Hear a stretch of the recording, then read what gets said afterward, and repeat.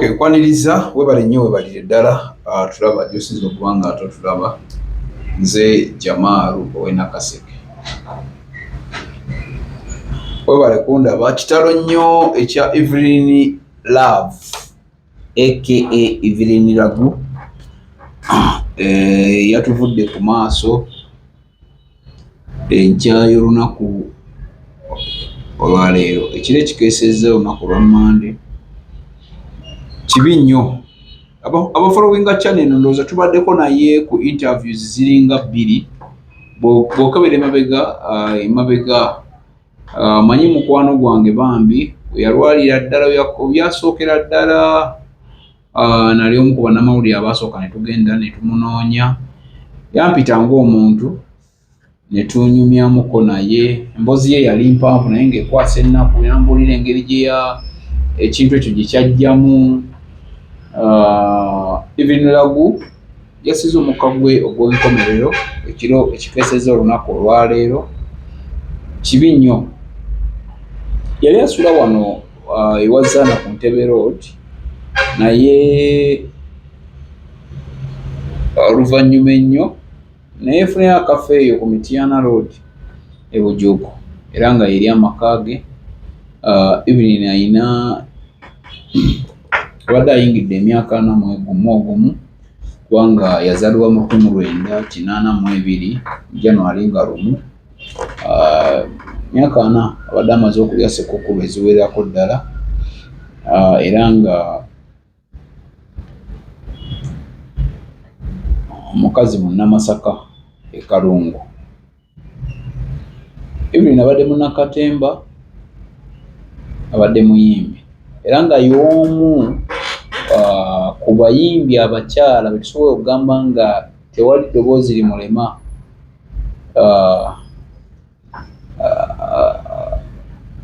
abadde vocalist in that asobola okubaakinga ku buli muyimbi. Simanyi oba ntegeerekese bulungi nga asobola okubeera nga ali like backup artist ku buli artist gwe newomuleetera omanyi bamakona bajjako wano babaakinga. Even yali abaakinganga Lagadi era abaakinganga Halima Namakula. You know those days abo bagayi baali bakabi olwo ebintu ebimu byetubuusa amaaso naye abo bagayi be bamu ku bayimbi abaali abakabi ennyo bw'otuula n'owuliriza ennyimba zaabwe emabega. Omukyala ono kitalo nnyo, kitalo ddala naye nga sinaba kugenda maaso. Njagala okwebaza bannabitone yonna gye musinzira okuba nga mutulaba ababaddewo Evelyn okuva we yalwala, Eve okuva okuntandikwayo okubonaabona kwe konna obulwadde abuwangaaliddemu naye nga bambi bumuyisiza bubi nga waliwo olumu ne tubadde twogera nga atuuka n'agamba naye lwaki nze, waliwo olumu lwe yaŋŋambako n'aŋŋamba naye lwaki Katonda aleeta ebirwadde nga bino n'abigezesa ku nze Jamaalu. Lwaki tabigezesa ku basajja bali oba abakazi bali abalina essente? Nze siyina ssente. Eve nga bw'atyo bw'ayogera. Unfortunately amaze n'awummula. Rest in peace Evelyn Lagu, owummula mirembe. Bannayuganda kino kigende kibeere ekyokulabirako olw'ensonga bangi babadde bagereesa nga bambi balina engeri gye bakitwalamu kino ekintu ng'ekyokusaaga. Okay, ebyo byonna bibeerawo nga tuli mu katemba naye obulamu tebabuzanyiramu. Zubair family bakoze omulimu munene nnyo actually n'emabega babadde bakakola akabaga akatonotono nga baliwo okumuyambako era tubadde tumanyi bulungi nnyo. Ennaku zomwe zibadde 28 wabadde ategese ekyevulu ku Papa's Sport abadde atutegeezaako abamu abatonotono alina ekivulu tukoze tutya Jamaalu oba ntegekewa even before nga tanasalawo awo nayogerako naye nga ng'olaba ekizibu kye ate akwatibwa ennaku oba n'ekisa agamba abantu bansondedde nnyo ssente ate siwona. Jamaalo tukole bwetuti even car wash twagikola not because twali twagala nti oba yali ayagala kubanga abantu baali basonda, naye twagala okwebaza stakeholders abaagenda mu bulamu bwa Evelyn Lagu. Maama Fina yavaayo n'ayamba Evelyn Lagu. Mulimu n'abalala bangi be tutamanyi n'abayimbi abaatoola ekitonotono kye basobodde ne bawa Evelyn Lagu bye bamuwa byonna byonna. Mwebale nnyo, mwebalire ddala. Naye era kigenda ate ku bannayuganda abavaayo ng'omuntu amaze okufa, omuntu bamwagala nnyo nga mufu, simanyi lwaki, naye nga waliwo Eve we yatuuka okuddayo ettake, waliwo ensonga z'ettake, twanyuyamuko ne mutabani we. Mbadde so close eri Evelyn Lagu newankubadde abamu mubadde temutulaba nti oba kitambudde kituba kitya, naye ndowooza mbadde omu ku mikwano gye baasobola okuba nga tamala nnaku 2 oba 3 nga tetwogeddeemuko ku WhatsApp. Wayitawo ewiiki ng'akkubiranga kugamba naye Jamaalo ng'onkyaye ng'omugamba ngenda kujja. Unfortunately tubali twakoze ne program nga tugenda olw'okuba show yeri eya 28 nga tugenda kumukyaza ku Record Radio mu show yange, wabula nga mpadde assurance nga ngamba mukwano nja kubeerawo, nja kujja kubanga twagala ssente. Evelyn ekibadde kyamulesezza era njagala okwebaza Papa Misa Kisemakula. Papa weebale nnyo because ekifo ekyo yakisasudde, yakimuwadde nafusi, n'amuwa buwe ekifo nga muyimbi munne, nga muwala we, nga munnakatemba munne, nga munnabitone. Agamba akolerawo. Mubaddemu ne ba stakeholders abazza abalala nga bagenda kuyamba Evelyn Lagu. Naye okuzzaayo emabega ye mukyala abadde omwangu ennyo mu bulamu, ye mukyala abadde atasiba busungu kubanga bamuvumya ebintu bingi nnyo, boogedde ebintu bingi nnyo. Oba bali tugoberera bulamu bwa Evelyn Lagu, unfortunately teyatuvuddeko mu bulamu bw'ensi eno era tuyinza okuba nga mutuufu mpaka we tulisisinkana kubanga ffenna olugendo lwe lumu, ekkubo lye limu gye tulaga. Ekitwawula ke kadde kikati gwe ogenze ku Mande, nze njagenda ku Lwakubiri, kitwawula mu tusonyi waka akayiseemu ofiisi eri ku kkubo wano. Baganda bange, obulamu bwa Evelyn Lagu abadde amanyi okuddamu ne yeenakuwaza emabega. Omanyi taata we ne maama we baafa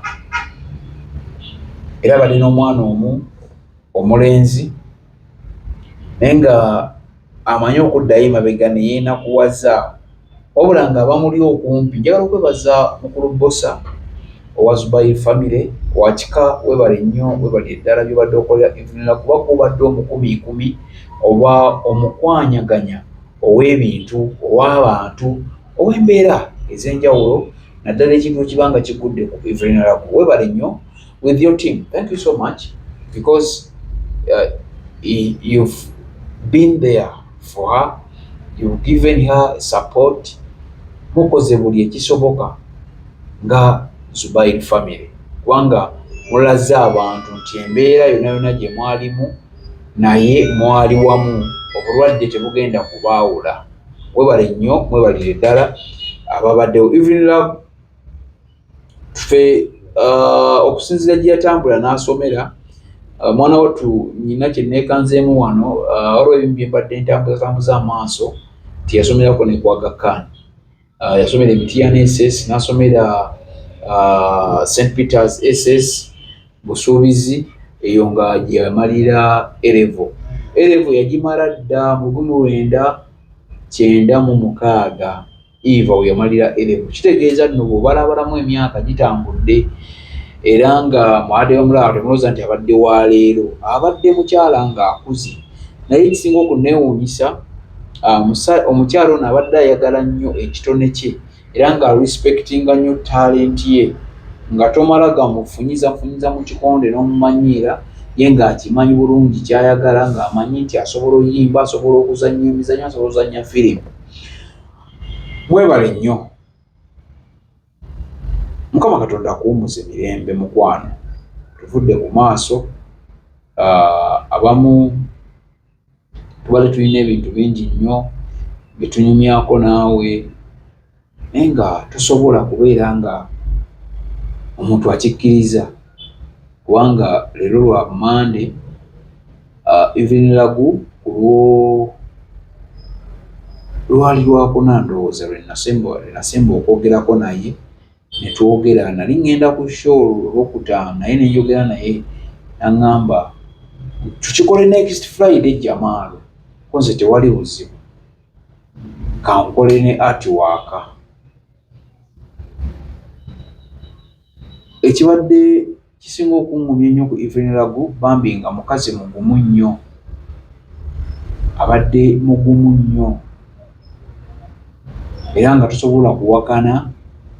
Oluusi kyova olaba nti mulimu bannayuganda abamu abadde bawoza balimba Zubairi famire, naddala mukulu Bosi abadde balina we batuuka ne bakunkumaakuma abantu, naye nga ate waliyo abantu aboogera ebigambo ng'ekigambo byayogeranga mu butuufu si birungi, wabula ng'ayogera ekigambo kimu. Abo balimba, oyo si mulwadde, oyo yalwala birwadde bye, oyo yakola bw'ati. Mukwano, ebintu ebimu tutandike okweddako tuba twogera, because Evelyn akoze kinene nnyo mu music industry. Ffe abagirimu alina bakozi ebintu byakoze, alina abantu ba inspiring. She has been an inspiration for some people, era nga abantu abo bamulabirako wabula nga nabo beegomba kyakoze. Waliwo omukyalo omu asembyeyo okukola oluyimba lwe olw'eddiini. Omukyalo oyo yanneewuunyisa kubanga ne vidiyo we baagikwatanga Eve omulaba ali mu bulumi, waliwo parts ezimu ng'olaba alumizibwa naye bambi n'akola. Eve ye muntu abadde omugumu nga osobola okugamba Eve alabika si mulwadde. Lwaki? Mu kwogera ng'ayogera, wabula gwe gw'omulaba n'omugamba Eve ekyo kireke, wano oli n'akugamba Jamaalo nsobola tofaayo, okitegeera. Naye anyway, mwebale nnyo, mwebalire ddala buli omu kyakoze, mwebale nnyo, mwebalire ddala. Omukyalo ono Mampi we yajjira wano, Mampi muyimbi mu Zambia. Mampi Karona Nakimera, is it Karona Ntongo? No. Was it Karona Ntongo? Karona Kimera. Nza mujjugira bungi abayimbi abo baali mu biseera bya Sala Birungi, mu biseera byaba Halima Namakula, ebiseera by'Abalagadi, Metro Nsama, ebiseera byaba Empurando, General Megadi. Yabaakinganga nnyo abo artist abasinga yakolanga backup artist mu nnyimba zaabwe ze baayimbanga. So njagala okubeebaza n'okutwala omukisa guno okwebaza yonna mwenna abakoze kye musobola okutuusa olwaleero. We are celebrating her life, emyaka 40 naddala gino egisembyeyo kale ng'ali mu music industry. Tuzza obutakonsideringa nnyo diri egy'emabega kuba yali mu ssomero, alina abantu babamukuza kuba Evelyn yakulira Kanungu eri ewa anti we, yakulira wa anti we. Unfortunately abantu abo bonna be tebaliiwo kubanga maama we taata we baali baafa, naye mu kufa kwa mugenzi Kato Lubwama, Honorable Kato Lubwama, Evelyn yatugamba tetukaaba. Yatugamba mu kufa kwe tetukaaba, wabula tucelebratinge bulamu bwe, era bw'atyo ye bwe yakyogera, of which kirungi bwekyo naye yakitugamba nga olaba Honorable Kato Lubwama bwe yagamba nti temunkabiranga nze mukole nga bwe muti ne bwe muti. So njagala okutwala omukisa guno okubebaza, njagala okugumya omwana mutabani we abaddewo nnyo nnyo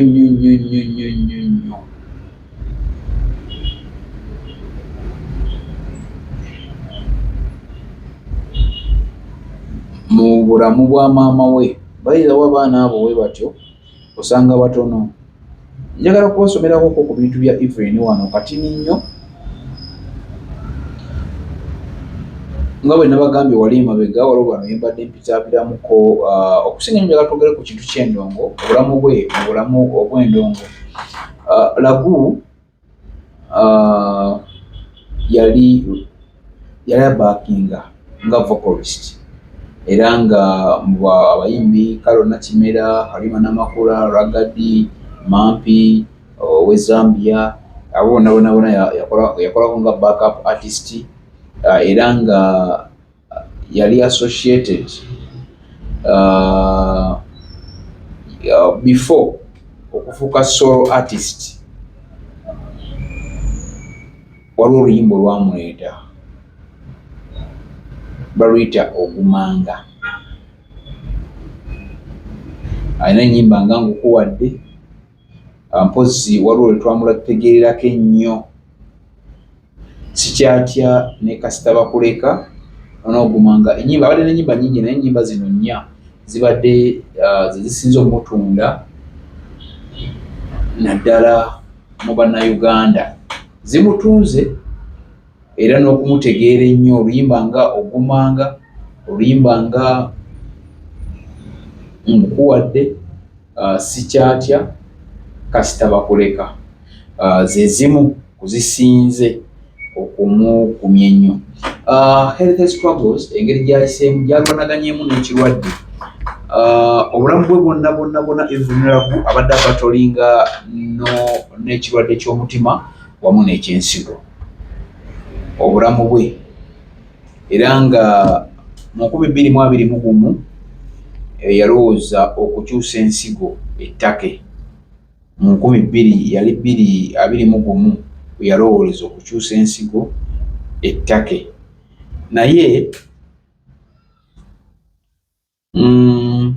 era ne tukola enteekateeka kubanga tujjukira bulungi nnyo nti akasente kaali tekaliiwo bulungi nnyo.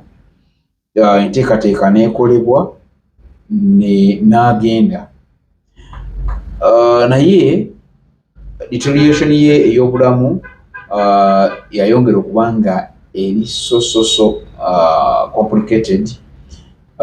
Abasawo ne bamuadvisinga okukomawo mu Uganda obujjanjabi nga bwe bugenda mu maaso. Eri ettake nti byagera ne bitabuka nga baagala ssente nnyingi naye abasawo olw'okuba nti waliwo embeera eyali ezzeewo entonotono ne bamuadvisinga akomewo wano e Kampala bamujjanjabire wano obujjanjabi bugende maaso wano. Era abadde alina nnyo essuubi olyokola transplant option omulundi gumu mu bulamu bwe okubeera nga bukola improvement. Unfortunately embeera teyasobodde kubeera successful, tekyasobodde kubeerawo. So kibi nnyo, kibi ddala. Evelyn abadde alina charity work era obulamu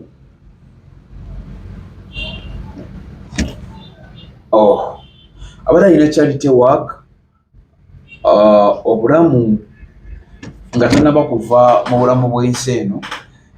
Lagu yali so addicted nga bambi ayagala nnyo okuyamba n'akatono k'ayina. Kyova olaba nti abadde akoze charity concert ebadde egenda okubeerawo ku Papa's Sport e Makindye wano mu kibuga Kampala.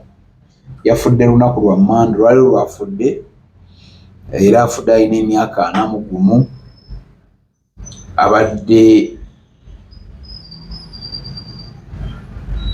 Abadde yazimba ennyumba e Nabugabeeyo nga yavaayo ng'asula nga abeerayo naye nga abeera nnyo eno gye yazimba amaka ge ku Mityana Road. Wumula mirembe Evelyn, Mukama akuwe ekiwumula eky'emirembe. Ate munnange gy'ogenze naffe gye tugenda okujja, ekitwawula kyokka bwe budde z'essaawa.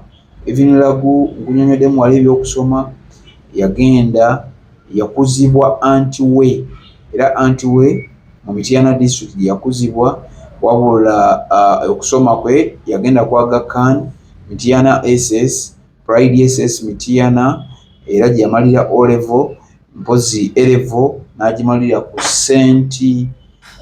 Peters Busuubuzi, eyo Busuubizi mu 1996.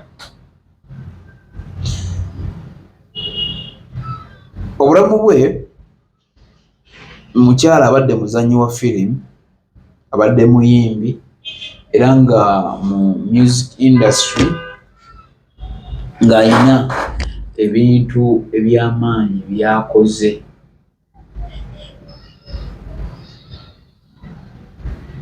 Kigambibwa mbu afudde alina omwana omu omulenzi, era nga babadde bakirobera naye abadde batufollowinga ennyo. Genda wansi waliwo emboozi endala gye nnakolako naye Even Lagu. Kitutte kati emyaka 4, ndowooza obulwadde bwali tebunnaba kunyiikirira nnyo. Kitutte emyaka giringa kati myaka 3 kwena, ndowooza mu 2021 awo yali anaatera okugenda ettake. Nenkolamuko emboozi naye ey'amaanyi ennyo, gendayo ojja kukiraba. Mpozi waliwo n'emboozi endala gye nzizeemu okukola naye emabega awo, kuno kuliko interviews 2, eno y'ey'okusatu about Even Lagu. Nenkolamuko naye era yampita, abadde mukwano gwange by the way, abadde mukwano gwange. Kibi nnyo tufiirwa abantu abasobola abatulowoozesa nti abantu mu nsi bantu balamu. Ndowooza bwenjo kiyita, kubanga abantu we bati tebasangika batono. Tulina emikwano mwegiri naye mitono, wabula kyenyinza okugamba Mukama amuwummuze mirembe. Byonna gy'osinza okuba nga ate ogenze Evelyn wumula mirembe. Tetulina nnyo kyakugamba. Nina akayimba ke nalabyeko oba Anteira mukyala wa SB4 was it? I'm not so sure, naye ndowooza yakayimbye akabadde kamusiibula. Eva okuba ekiri nti yagamba takkiriza bintu byakubeera nga tukungubaga. Olwaliro enkya tuli ku National Theatre, ekiro then olunamugjayo tugenda kumuzika ku Lwakusatu. Embeera bwetyo bweri. Ssaawa zino video ngikoledde wano ku ofiisi, naye nga tugenda ebujuuko, tugenda kubeera live. Webale nnyo, webalire ddala muganda wange, webale nnyo, webalire ddala. Oli wa ddembe, genda mu comment section olekawo obubaka. Oli wa ddembe okulekawo ekyo ky'oyagala oba okuteekayo mbeera ki gyewandyetaaze. Sina kyenyinza kwongerako about Even Lagu, kubanga Mukama Katonda yamutuggyeko, gye twava ate gye tudda. Era nga bwe nkugambye ekyenjawulo kiri ekyo.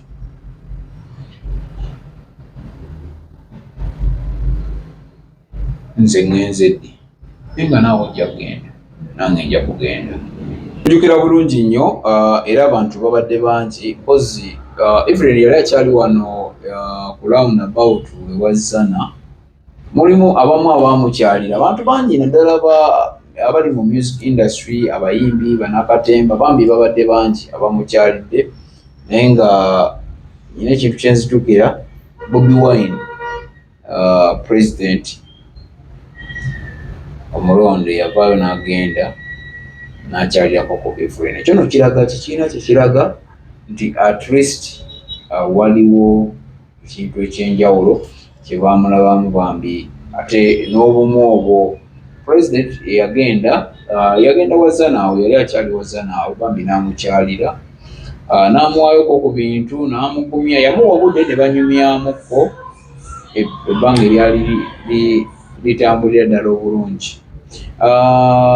Shamim Malende mubaka omulonde owa Kampala Women MP bambi yagenda n'akyalira Evelyn n'amutwalira enkoko n'amutwalira ku bintu ebyenjawulo. Pastor Wilson Bugembe yamukyalirako, Edrisa Musuuza, Eddie Kenzo yagenda n'akyalira ku Evelyn Lagu. Zubairi family bamukoledde akabaka kali kena bagambye akabaga akasembyeyo bakakoze ewakaawe bambi nga bangi tiimu yabadde nene nnyo ng'ekulombeddwa Bossa. Spice Diana naye yagenda n'akyalira Evelyn bambi n'amuwa ebintu n'amuwa ne ku ssente enkalu n'amukyalira. Thank you so much abakyalidde Evelyn yenna nga tanaba kuva mu bulamu bwansi eno. Bambi mwebale nnyo, mwebalire ddala. Omanyi mulimu abantu eyo nga bayina naye nga ekintu bwe kituuka ku muntu ate ng'alinda omuntu amala okufa. Ebyo mubikomye. Kitegeera omuntu mumulako omukwano ng'akyali. School of Beauty and Hospitality Management ly'ettendekero erikyasinze okubangula abayizi mu misomo egy'emikono. Tusomesa okusala n'okusiba enviiri, ebyokwewunda, okufumba, okuweereza mu mawoteeri, okutimba ku mikolo, okukugga mu busomesa obw'amakanika n'ebirala bingi. Tuyina ebisulo eri abava ewala. Tuyambako n'abayizi okubafunira emirimu. Jangu weewandiise kati oleme kufikkira. Tusange Nateete ku bitaala oba kuba ku ssimu noti 7 293 729 oba noti 755 55 422. Victory School of Beauty and Hospitality Management. Kitalo nnyo ekya Evelyn Lagu waliwo n'abadde zanzija ku mulamwa. Njagala okutumirako The Expendables. Njagala okutumira ku boutique enyambaza eri ku RTG building ku level ya wansi. Bamuyita Auntie Winnie. Webale emirimu gy'okakala, webale kwambaza abaserebu. Ayambaza abaserebu, ayambaza edduuka lye sirya bbeeyi nnyo, engatto ze zibeera mu $300, sirya bbeeyi ya layisi, empale zibeera $800, essaati. Kale mugendeeyo mumuwagire, ali ku RTG building wali opposite, akazimbe kali opposite Furniture House. Banaffe Evelyn Lagu waliwo yabadde ambuuza, waliwo ayambuuza akaawo n'ambuuza Evelyn, yabadde ambuuza n'adde ku live, yabadde ambuuza Evelyn ennyimba z'alina. Njagala kumenyeramu wano. Yayimba mu 2000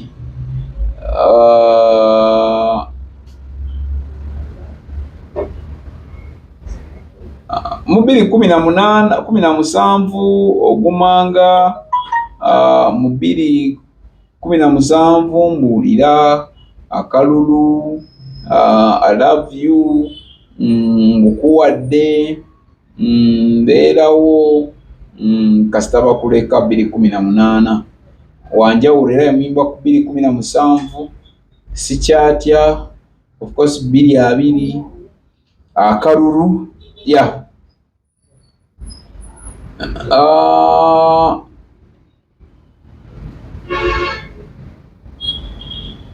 Ayina olwe bali bayita ntegeereza, nkusaba kuba nange, sikyatya. Ayina ennyimba ze nnyingi nnyo ndowooza. Ennyimba z'alina nnyingi nnyo. Era mba nsazeewo wano nzigira, tuyinza okumala essaawa eziwererako ddala. Kale, waliwo ebirala ebikwata ku Evelyn Lagu benjagala okubagamba wano eno. Mwana mubabuulidde, Evelyn ye muntu, omukazi oyo yannomyeko ekintu kimu. Mulimu abantu munnanga ababeerawo ne weewuunya. Omukazi oyo abadde tanyiiga munaaye. Nti okumanya bali tanyiiga, bannayuganda abamu baavangayo ne bagamba Evelyn Lagu mumanyi bamubikako, bamubiseeko enfunda n'enfuna naye nga mulamu nga tafaanga. Era bamubika abantu abalala. Mumanyi mulimu abantu ababeera kuno ku social media nga bo nga balema otegeera. Ora bwe tutambuliramu naye byonna ebyo bibeerawo. Abadde mukazi mugumu.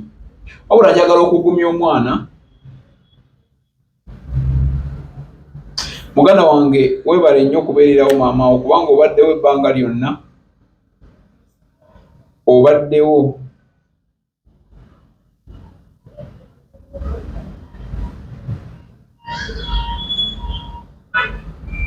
ebbanga lyonna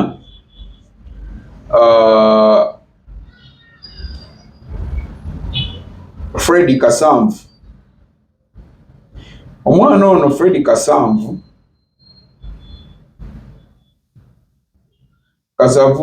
yali lwedde olaba yeewaayo n'agamba nze maama ndi lwedde okumuwa ensigo ye. Ekyo nno emyaka gy'alimu okusinziira omwana oyo nga emyaka gy'alimu si kyangu kyakusanga mu bavubuka. Ekyo kiva ku laavu ya muntu mbabuulira.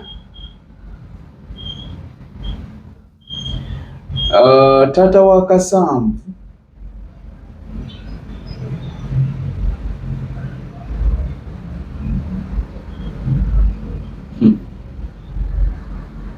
omanyi wano we yayingiriramu kubanga ye taata wa Kasanvu yali ndowooza akiwakanyamuko. Oluvannyuma lw'okunoonya ensimbi mu Kawosh era nga essente zino zaavaamu miliyoni 9 eza Uganda, Lagu yatwalibwa yava mu ggwanga n'agenda mu 2021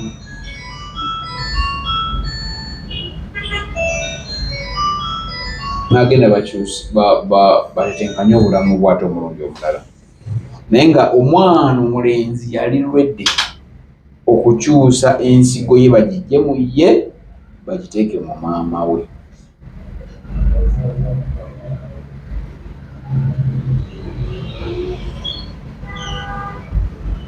Kitegeera? Waliwo ebintu by'obeerako awo n'ogamba bannaaye tewali kyakkola. Ekyasinga nno bayirawo bakomyawo, esente zaali ntono kubanga expenses baali bayita mu bingi nnyo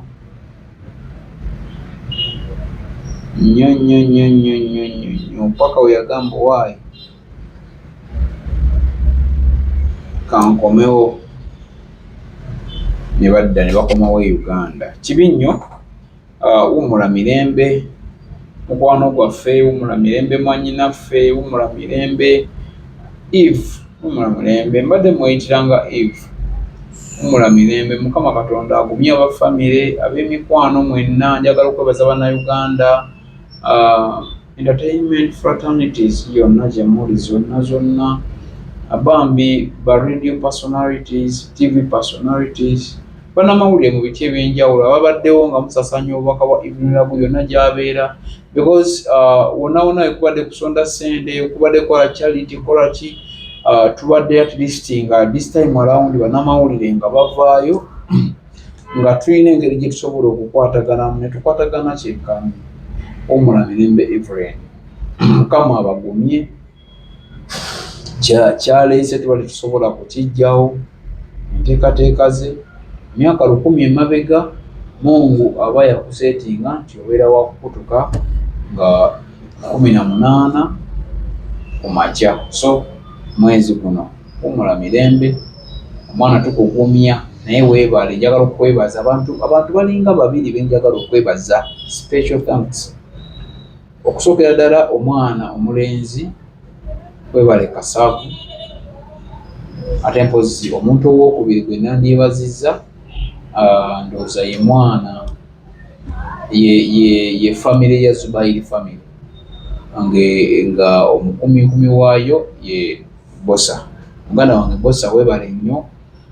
Manyifu ab'endiga tulina engeri gye tukwasaganyamu ebintu, omuntu nayeewuunya naye Bosa olina ekintu kye wakola bambi, tovudde mu mukazi oyo. Omukazi obadde omubeereddewo mu buli mbeera nga buli wamu obeera. Weebale.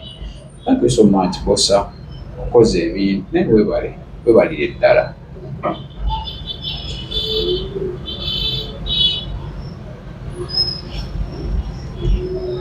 Akume atakumira mpeera. Nze Big Bro Jamal ow'Enakaseke, Ssaabasajja Kabaka wa Buganda wangaala.